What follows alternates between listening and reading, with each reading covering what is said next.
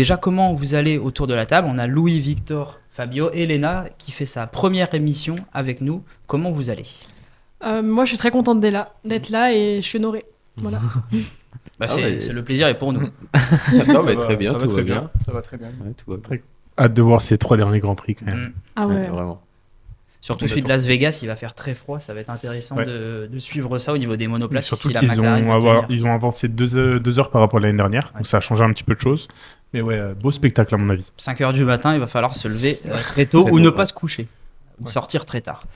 Louis, c'est toi qui commences avec cette première chronique et tu vas revenir sur l'expansion un peu de la Formule 1 aux États-Unis en revenant sur les différents épisodes d'il y a quelques années qui ont façonné ce développement. C'est ça exactement. Donc comme à Las Vegas, l'expansion de la Formule 1 aux États-Unis, c'est une vraie machine à sous depuis 2017.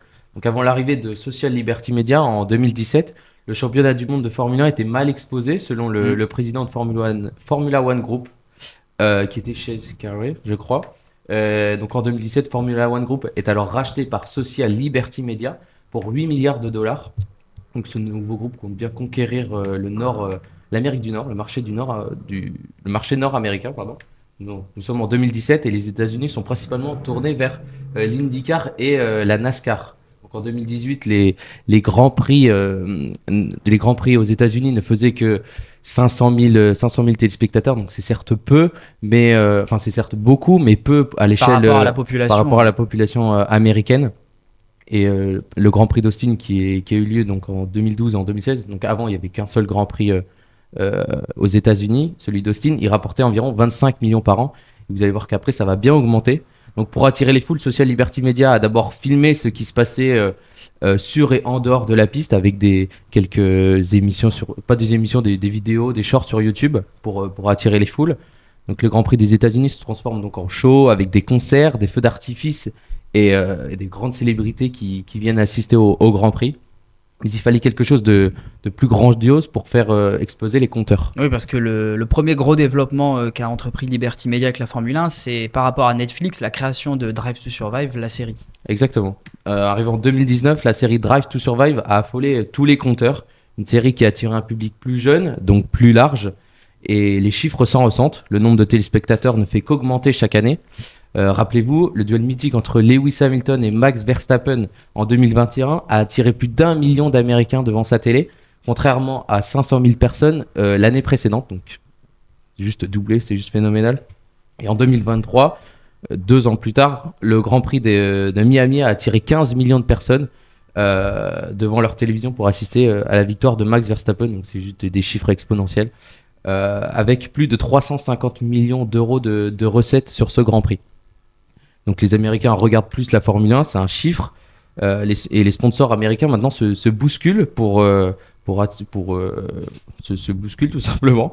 Donc sur les 127 marques de sponsoring, 40% des marques sont basées aux États-Unis, sont d'origine américaine. Et le dernier Grand Prix de Las Vegas aurait rapporté un intérêt de 1,5 milliard d'euros, dépassant le Super Bowl de la NFL en 2024. Donc c'est la NFL est énorme. Voilà, c'est juste la base des États-Unis.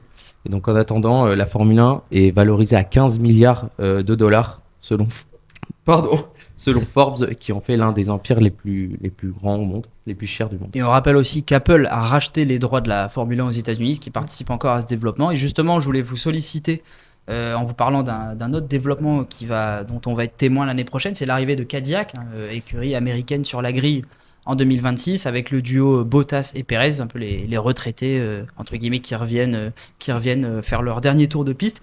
Est-ce que vous pensez que dès sa première année, sachant que c'est une année de réglementation moteur, une nouvelle réglementation qui arrive, est-ce que vous pensez que Cadillac peut avoir les armes pour directement être performant en 2026 ? Moi, je pense que ça peut être compliqué. Alors, déjà, une image qui donne un peu cette idée-là, c'est l'image du simulateur, qui fait un peu peur quand on voit ceux d'autres écuries.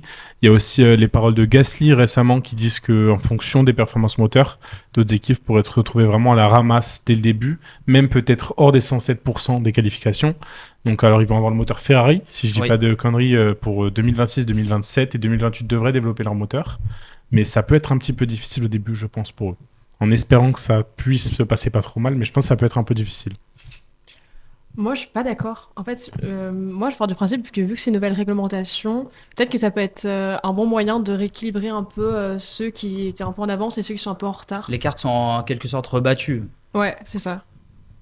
Et vous notez peut-être un peu sur le duo de pilotes aussi qui pourrait les aider, parce qu'on sait que la voiture fait beaucoup. Néanmoins, avoir un pilote performant avec de l'expérience, ça peut changer aussi pas mal de choses. Et là, Bottas, Perez, de l'expérience, ils en ont. Ouais, même deux pilotes expérimentés, ça va aider au développement de la voiture, au feedback des deux pilotes. En plus, Cadillac, c'est un grand constructeur automobile, donc ils savent faire avec la compétition. Avoir deux pilotes comme ça expérimentés dans leur rang, ça va que les aider et que les faire progresser tout au long de l'année. Je ne sais pas exactement s'il y a un contrat qui a été donné pour Perez et Bottas, si c'est 1 an, Je crois que 2 pour ans. l'instant, c'est 2 ans pour les C'est deux 2 ans. pilotes. Donc, sur les 2 années, de toute façon, l'écurie va faire que progresser avec ces deux pilotes.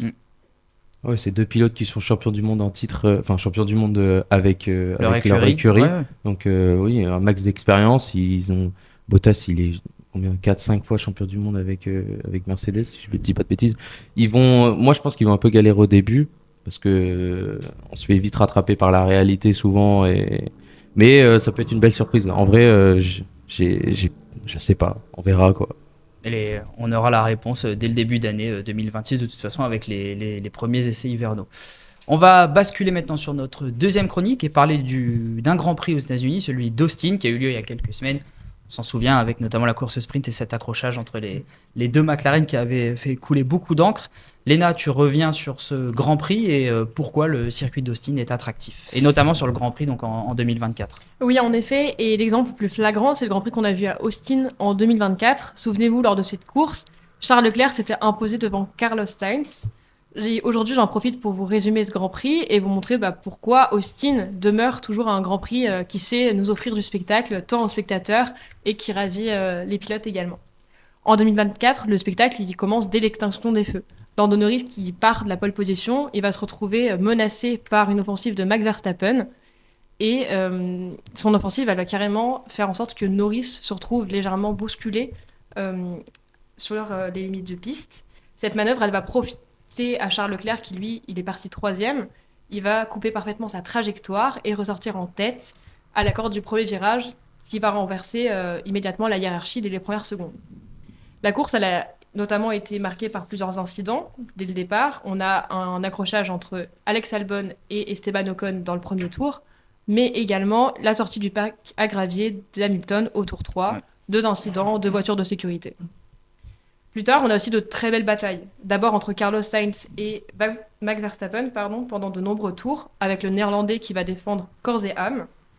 Et dans les derniers tours, une autre bataille, cette fois-ci avec Norris et toujours avec Max Verstappen. Et cette fois-ci, il va défendre en fermant la porte plusieurs fois à Norris, le poussant à l'extérieur. Et à la fin, ça va être Charles Leclerc qui va s'imposer devant Carlos Sainz, offrant un magnifique doublé à Ferrari, sans oublier Max Verstappen sur le podium. Donc une course très animée en 2024 avec un super départ des Ferrari et notamment de Charles Leclerc. Est-ce que tu peux nous dire pourquoi ce circuit d'Austin il est tant alléchant pour notamment les spectateurs ? Bien sûr, le circuit d'Austin il fait partie des tracés les plus appréciés du calendrier, tant par les publics que par les pilotes. Et ça tient à quelques éléments clés. D'abord, comment ne pas évoquer le premier virage ? C'est vrai que c'est un lieu emblématique du Grand Prix d'Austin avec son dénivelé, sa largeur de piste très particulière, ainsi que son angle serré et la fin du virage en descente. Il y a beaucoup d'opportunités de dépassement, surtout au départ, et on l'a revu cette année avec l'incident entre Piastri, Norris et Hülkenberg, notamment lors de la course sprint. L'autre lieu clé, le premier secteur, avec ses S ultra rapides et sensationnels. Dès la sortie du virage 1, les pilotes ils plongent directement dans cette partie du circuit qui est très sinueuse, et chaque entrée de virage conditionne la suivante, donc chaque erreur fait perdre un temps précieux. La zone DRS entre les virages 11 et 12, elle fait aussi du circuit d'Austin un circuit très particulier. En effet, on va avoir le freinage au virage 11 qui est extrêmement particulier. Beaucoup de pilotes se font avoir, notamment parce qu'ils accumulent énormément de vitesse en arrivant, ou encore avec le problème du vent ou des bosses. Cela rend les batailles encore plus spectaculaires dans la ligne droite. À noter donc que c'est un tracé extrêmement bosselé et ça perturbe beaucoup les pilotes. C'est un peu la cerise sur le gâteau. En tout cas, le circuit est particulièrement dynamique avec des opportunités de dépassement partout, ce qui est idéal pour les spectateurs et bien sûr les pilotes. En fait, on ne s'ennuie jamais. Puis ce qui est idéal aussi, c'est que déjà le Grand Prix pour nous Européens, il est en soirée et pas à 5h du matin. Donc déjà, c'est un peu plus simple pour le regarder. Donc je voulais vous demander, à la suite de cette très belle chronique, est-ce que pour vous, le Grand Prix d'Austin, en tout cas ce tracé, c'est le tracé aux États-Unis qui est le mieux en fait? Est-ce que c'est le meilleur tracé des États-Unis par rapport aux Grands Prix qui sont actuellement en calendrier ou ceux qui l'ont été dans le passé? Ouais, pour moi, complètement. C'est un circuit récent, mais très différent de tout ce qu'on voit aujourd'hui avec les circuits en ville, le circuit rapide. Là, il y a du dénivelé, il y a ce très bel enchaînement au premier secteur, tu en as bien parlé. Les longues lignes droites, beaucoup de zones de dépassement, même le triple virage à droite dans le dernier secteur qui est très impressionnant. Pour moi, ce circuit, il a tout ce qu'il faut pour être voilà, un vrai circuit de course automobile. Ouais, il a tout, il a des zones à haute vitesse avec le premier secteur, il a des gros freinages, du dénivelé, pour moi c'est magnifique comme on peut penser à Portimao. Il a aussi voilà, notamment ce dernier secteur qui est très sympa où il y a même des petites zones un peu sinueuses avec des virages très lents aussi. Non, il a un peu tout ce qu'il faut pour être un bon circuit et c'est vrai que l'horaire pour le coup convient plutôt bien à la France. En général c'est plus simple, plus tout le monde est dispo même de regarder un Grand Prix le soir, même plus que des fois fait à 15h le dimanche.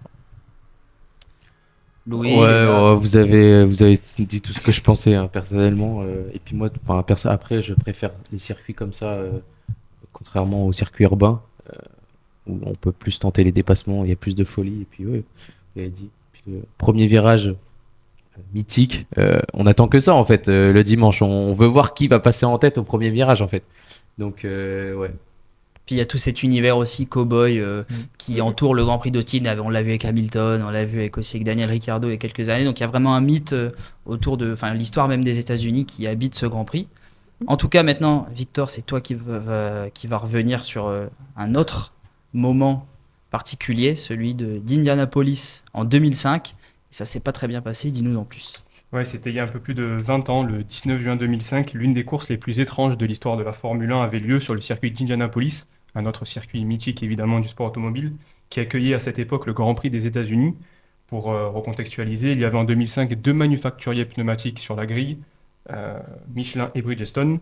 Michelin a dominé la saison 2005, mais les ingénieurs de l'ancienne française ne sont pas informés du resurfaçage du tracé d'Indianapolis, contrairement à ceux de Bridgestone.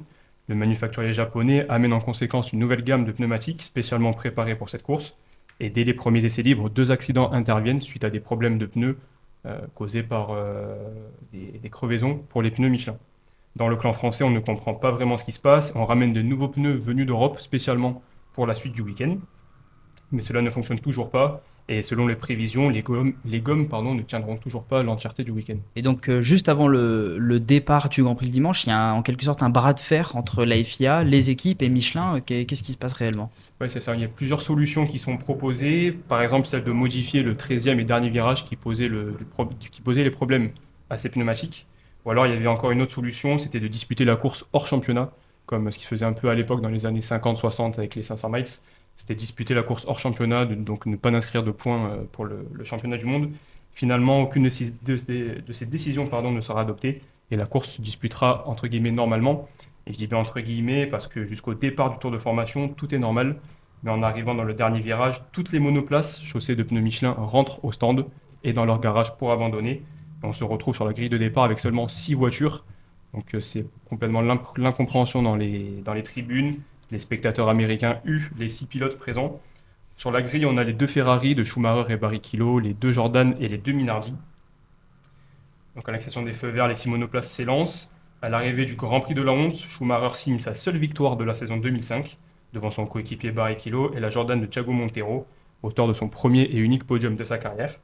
Michelin, qui a conseillé à ses écuries clientes de ne pas prendre le départ pour des raisons de sécurité, annonce par la suite rembourser les billets des spectateurs présents sur place et offrira même 20 000 billets pour l'édition de l'année suivante. Mais le mal était fait, les États-Unis n'ont plus accueilli de Grand Prix de Formule 1 après la fin du contrat d'Indianapolis en 2007. Donc de 2008 jusqu'au premier Grand Prix d'Austin à 2012, les États-Unis ne rentraient plus en lien avec la Formule 1. Alors, une question qui est directement liée à cet événement d'Indianapolis en 2005. Est-ce qu'en 2025, c'est possible et est-ce que ça serait bien de retrouver plusieurs manufacturiers pneumatiques, d'avoir, en plus de Pirelli, le retour du Michelin, je pense aussi à Dunlop, Bridgestone. Est-ce que ça serait intéressant aussi du point de vue stratégique d'avoir ce retour de plusieurs marques de pneumatiques? Moi, je pense que oui. On le sait, Michelin, ils sont plus en F1 parce que si on est en F1, faut le monopole. Et Michelin, ça les intéresse pas. Michelin, ce qui les intéresse, c'est de la bagarre, essayer de se battre un peu justement avec le fait d'avoir les meilleurs pneus. Ils vont d'ailleurs quitter le MotoGP à cause de ça.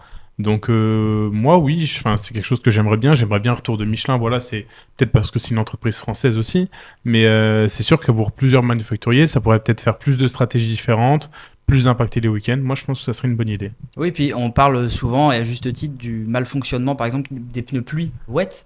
Si jamais un autre manufacturier, par exemple Michelin, apportait des pneus pour la pluie à forte intensité, mais qui étaient beaucoup mieux, peut-être qu'il y a des pilotes qui prendraient ce risque, alors que d'autres resteraient sur des intermédiaires de Pirelli. Donc là, ça pourrait apporter dans certaines conditions des vrais décalages. Oui, et puis comme dans tous les domaines de la vie, finalement, la concurrence fait évoluer tout le monde. Donc ça pourrait amener Pirelli à travailler sur des nouveaux pneus, et ainsi de suite.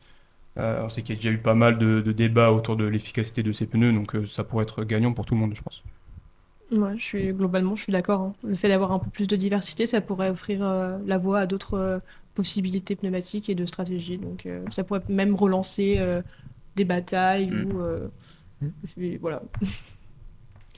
Ouais, bah oui, hein, ça va augmenter les stratégies. Hein. Nous, c'est tout ce qu'on veut, c'est avoir de la bataille en piste. Et puis, parce que les pilotes se plaignent souvent des pneus qui fonctionnent pas souvent très bien.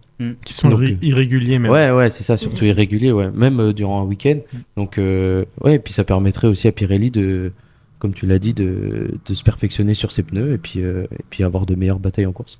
Puis c'est un débat qui fait directement écho à l'actualité, puisque le Grand Prix du Qatar qui arrivera après celui de Las Vegas donc la FIA impose un minimum de 2 arrêts, puisque les pilotes ne pourront pas faire plus de 25 tours sur les pneus pour éviter les crevaisons. On sait que les vibreurs ont occasionné des crevaisons dans les derniers Grands Prix du Qatar. Ça fait écho aussi peut-être à des manufacturiers, à ce débat, et des manufacturiers qui pourraient apporter des pneus capables de résister. Donc encore une fois, ça risque de relancer ce débat de la qualité des gommes de Pirelli. En tout cas, on fait encore un bond dans l'histoire. On revient à Las Vegas, mais l'appellation du Grand Prix en 1981 et 82, c'était pas le Grand Prix de Las Vegas, c'était le Grand Prix du Caesars Palace. Et c'est toi qui nous en parles, Fabio. Tu reviens sur ces 2 éditions. C'est ça, et on connaît tous Las Vegas. La ville est au calendrier depuis 2023, mais elle était là avant. Et oui, parce qu'en 1981, pour la dernière course de la saison, la ville américaine avait accueilli 2 années d'affilée d'ailleurs la Formule 1 en 1981 et 1982, et avec une spécificité, comme tu l'as dit, il ne portait pas le nom de la ville, mais le nom d'un hôtel et aussi casino mythique de Las Vegas, le Caesars Palace. Et autre différence majeure qui va avoir une grande importance, c'est que le Grand Prix, il avait lieu de jour. Et déjà, vous pouvez commencer à sentir les problèmes. La course donc s'est déroulée sur un circuit temporaire installé sur le parking du Caesars Palace. Et même déjà là, ça peut sembler problématique. Et Nelson Piquet avait remporté le titre donc pour la dernière course de la saison en 1981. Et pour 1982, je vous garde un petit peu la surprise. Et malgré son emplacement prestigieux et son statut d'événement de fin de saison, le Grand Prix du Caesars Palace, il a dû relever des défis. Et le circuit de rue temporaire a été critiqué pour son manque de caractère, comme vous pouvez voir le tracé un petit peu répétitif, souvent critiqué par les pilotes. Mais surtout des problèmes de défis techniques et des problèmes aussi liés aux barrières de sécurité et à l'état de la piste qui a causé beaucoup de problèmes lors des 2 éditions. Et en outre, les courses ont eu du mal à attirer les foules et n'ont surtout pas réussi à susciter l'intérêt tant espéré par les organisateurs du circuit. Et donc la seconde édition en 1982 aura eu raison de ce Grand Prix qui ensuite disparaîtra du calendrier. Et oui, dans cette oasis de béton plantée dans le désert du Nevada, tout ne s'est pas passé comme prévu en 1982.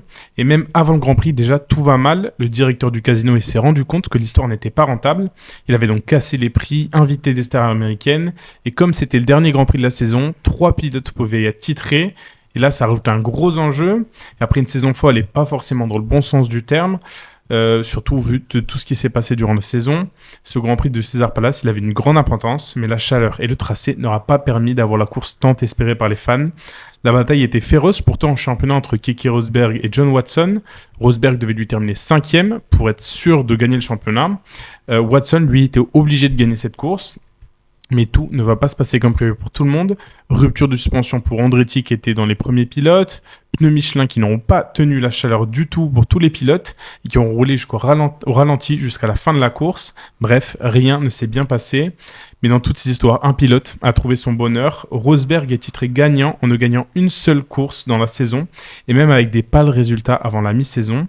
Il faut souligner vraiment la performance qu'il a fait sur cette deuxième partie de saison parce que malgré les tristes événements qui s'est passé pendant cette saison, elle aurait été énorme pour Keke Rosberg, le papa d'ailleurs de Nico Rosberg.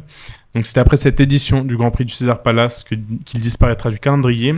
Problèmes financiers dus au manque de supporters et d'engouement autour de ce circuit, mais surtout des problèmes de la chaleur et de la qualité de la piste. Une histoire qui peut un peu rappeler ce qu'on retrouve récemment de nos jours avec des circuits qui ne sont là que pour l'argent.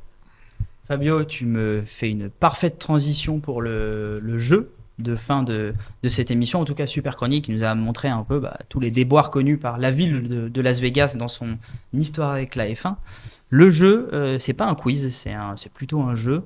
Vous allez voir, je vais vous dire ce que c'est. Déjà, là, vous avez eu de la part de Fabio un joli cadeau, parce que pour le jeu, il va falloir me citer tous les pilotes de l'histoire de la Formule 1 qui ont soit participé au Grand Prix de Las Vegas, donc les 2 dernières éditions, soit qui ont participé au Grand Prix du Caesars Palace en 1980 et 82. Donc ça risque d'être assez simple pour les 2 dernières éditions, parce que tout le monde connaît les pilotes. Quand on arrivera sur les pilotes qui ont roulé sur le bitume du Caesars Palace au début des années 80, ça risque d'être un peu plus compliqué. Voilà. Ouais.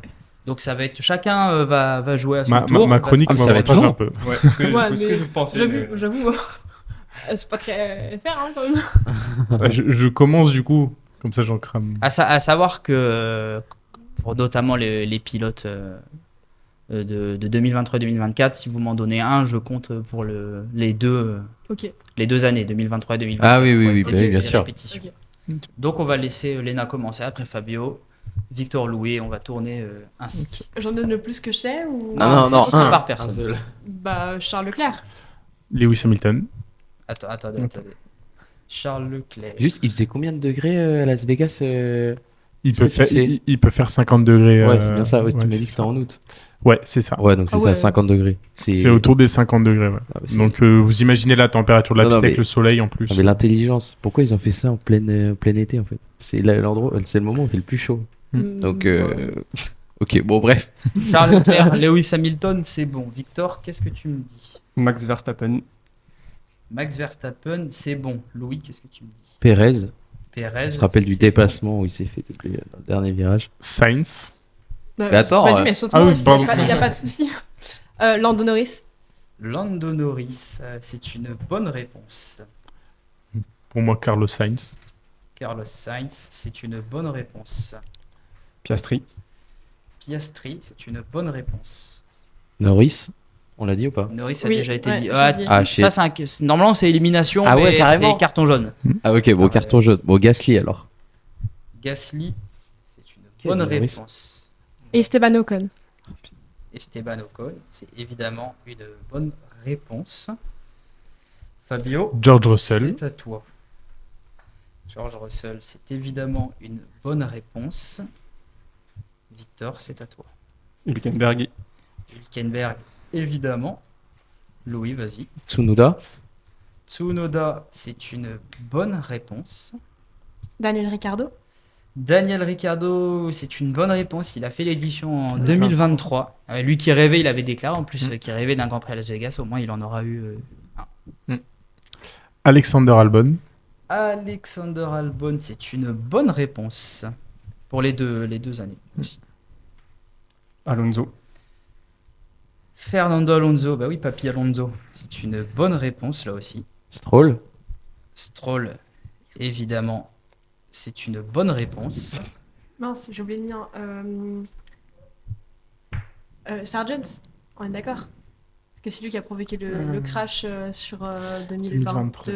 Normalement. Ouais. Logan Sargent en 2023, c'est une bonne réponse. Et moi, du coup, 2024, je dirais Colapinto. Colapinto l'a fait en 2024. Alors, il vous en reste en 2023, il vous en reste... Piastri a été dit, je sais pas. Oui. Ouais, c'est ça. Un carton jaune pour le présentateur. Donc, il vous reste...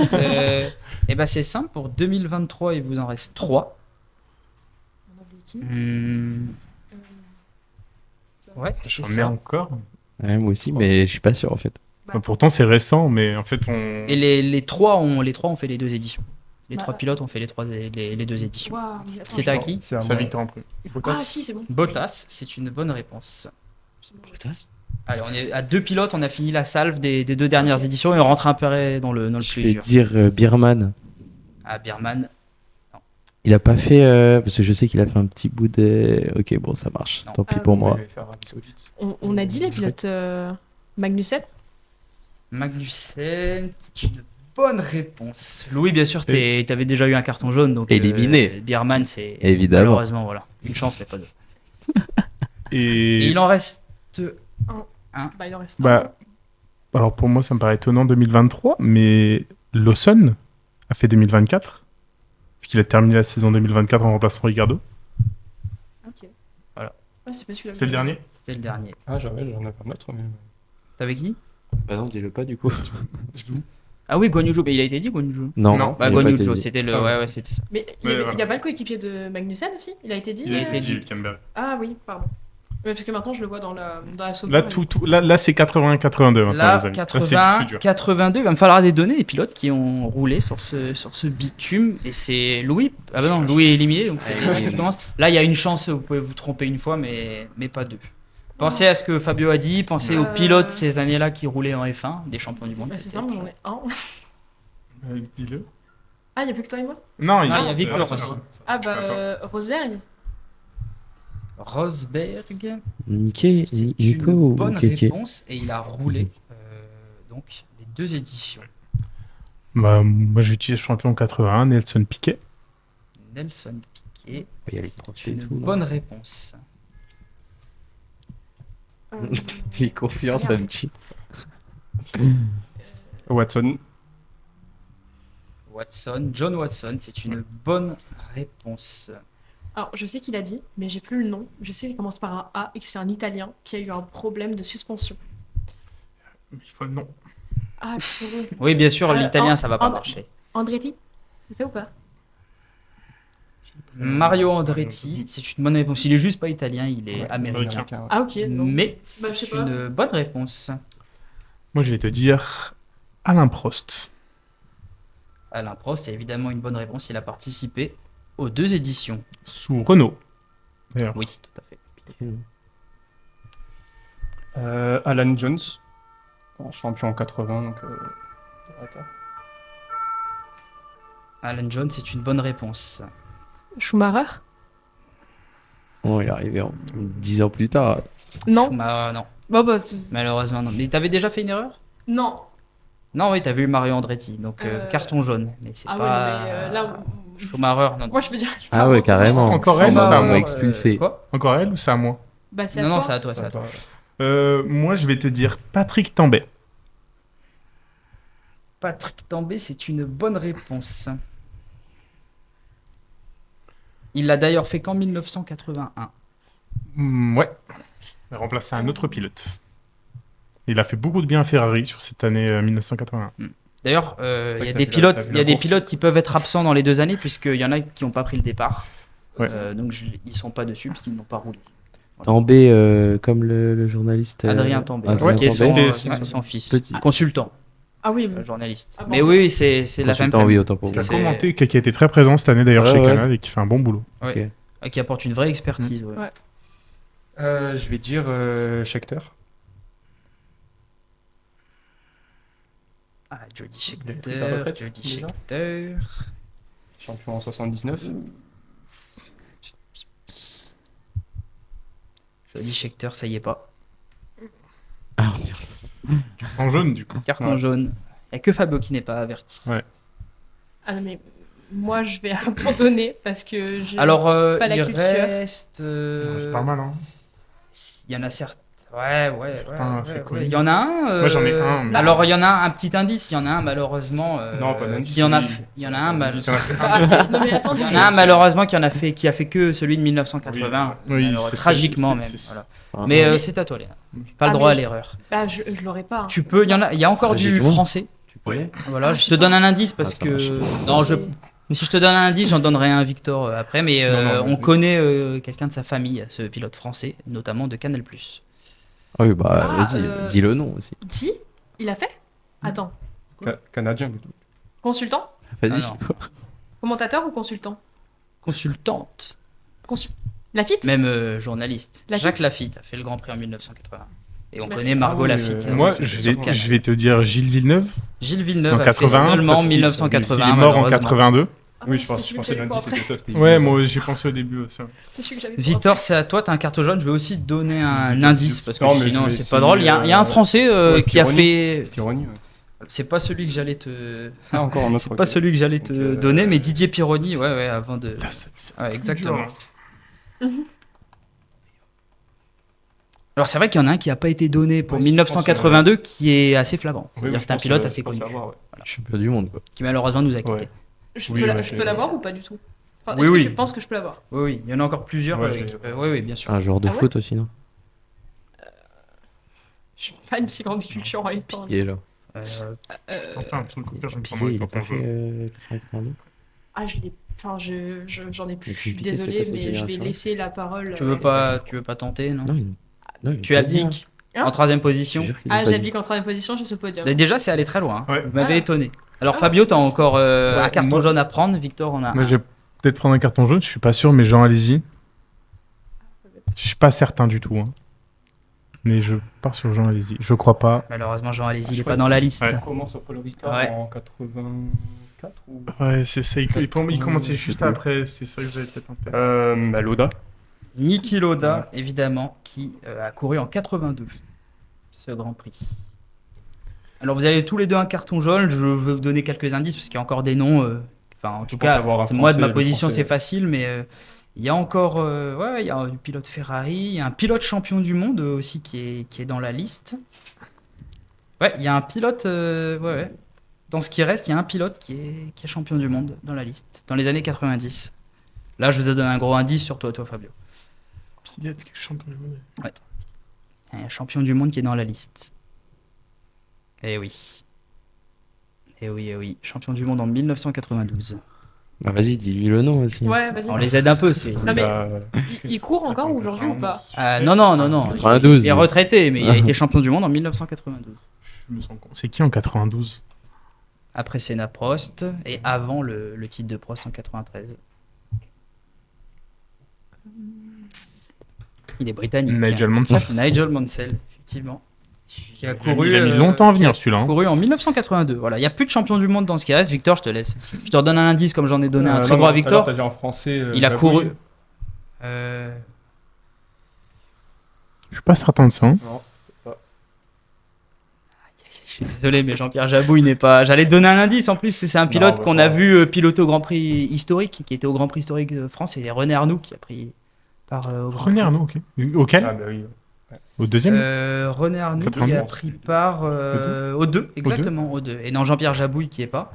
Je vous donne encore, il y avait aussi Carlos Reutemann qui a piloté pour Ferrari, notamment à l'époque dans les années 70, autour de Lauda Hunt. Voilà.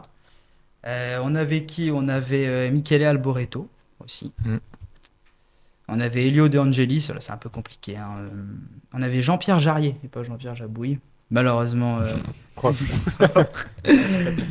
Et en 82, Ricardo Patrese aussi, qui arrive, qui sont des noms un peu. Qui fait une belle course en 82. Alors ça, je pourrais pas te crois. donner Non, l'information. parce que mais, je crois que j'avais vu, comme quoi il a fait un bon résultat. Voilà, Je me demande si c'est même pas lui qui gagne en 82. hein. c'est possible. Je crois que c'est lui qui gagne en 82. Et donc Fabio qui gagne ce jeu. Voilà. Bon, Louis, c'est Avec vrai un que gros t'as indice à la fin. un peu été Ouais, déplacé. gros indice, ça t'a laissé Attends, 2 attends. minutes pour trouver un Non, mais champion surtout, du monde. Avec gagne 92, il le lui a quiz, tout donné. Mais il a fait une chronique quand même qui l'a bien aidé. J'avoue Oui, que j'ai été avantageux. C'est le jeu, c'est le jeu. Ah, mais je C'est dis le pas. jeu. Le Je jeu. dis pas, mais- C'est le jeu. Victor, t'aurais peut-être dû attendre l'indice au lieu de Non, c'est pas grave. te lancer, mais c'est pas grave. Bon, en tout cas, Ouais. merci. Mais on est allé loin, en tout cas, tout le monde. Enfin, Tout il le a monde quand est allé même, loin, franchement, ça a duré longtemps. Ouais. Mm. Non, mais c'est impressionnant. Je m'attendais pas à ce que vous me sortiez autant de noms pour les années 80. Franchement, Déjà, je m'attendais à finir dernière. Je finis Ouais. sur le podium.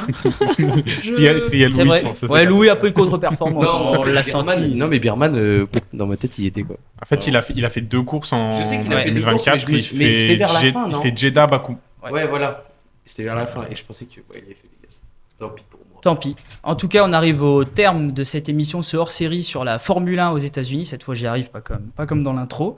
Merci à vous 4 autour de la table. Bravo les nobles pour cette première. Voilà, c'était une très belle chronique. Merci à Samy qui a tenu la régie de cette émission, notre fidèle Samy. Nous, on se retrouve donc lundi prochain à 18h pour débriefer ce Grand Prix de Las Vegas. Est-ce que vous allez vous lever tôt pour le regarder? Ça, on a hâte de le savoir lundi prochain dans les commentaires. D'ici là, portez-vous bien et restez connectés. Salut tout le monde.